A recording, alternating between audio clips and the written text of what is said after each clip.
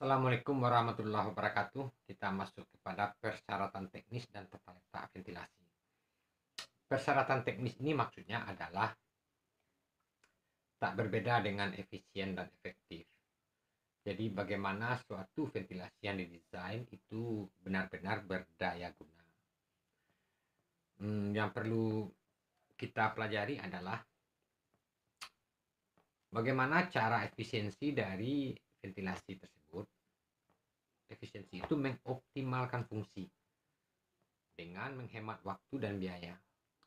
Jadi persyaratan teknisnya itu tentu ditentukan oleh volume ruang. Volume itu panjang kali lebar kali tinggi.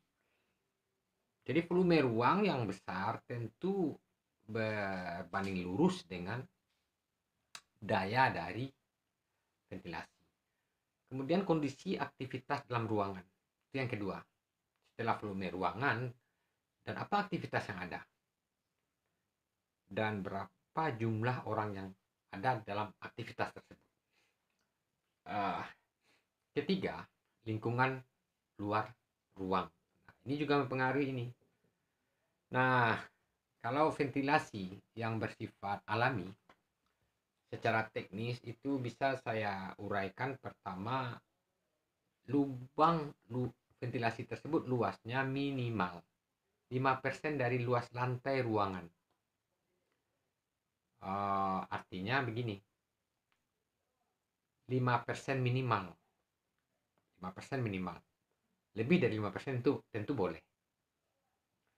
Kemudian tinggi jendela yang dapat dibuka dan ditutup berarti kan tidak permanen ya. Tidak permanen, jendelanya permanen tetapi jenis ventilasinya tidak permanen karena ketika ditutup dia tidak berfungsi kan.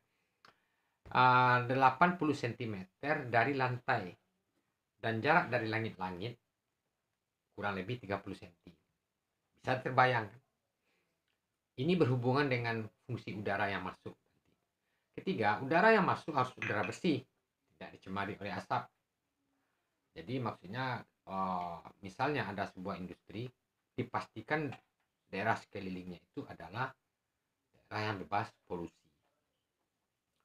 Baru bisa dibuat ventilasi alami. Jangan-jangan nanti dibuat ventilasi alami, tapi yang masuk justru udara yang tercemar oleh sisa-sisa pembakaran dari motor, knalpot dan lain-lain.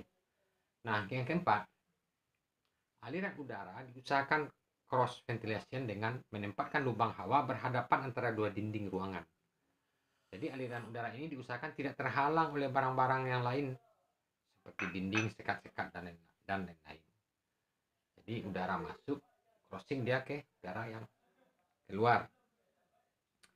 Jangan Anda buat udara ventilasi di sini lalu terhalang oleh dinding atau lemari, baru ada ventilasi lagi di sini. Itu tidak ada gunanya.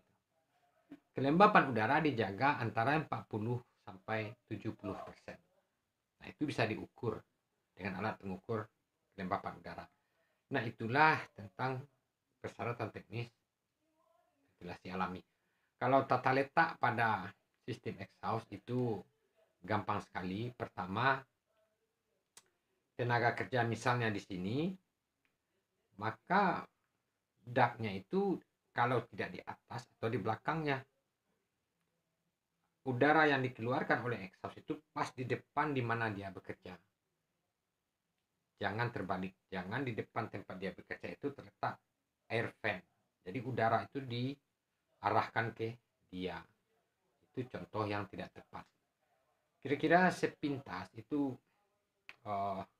sudah memberikan gambaran ke kita bahwa ventilasi itu secara teknis memang memerlukan persyaratan-persyaratan agar dia efisien, efektif juga.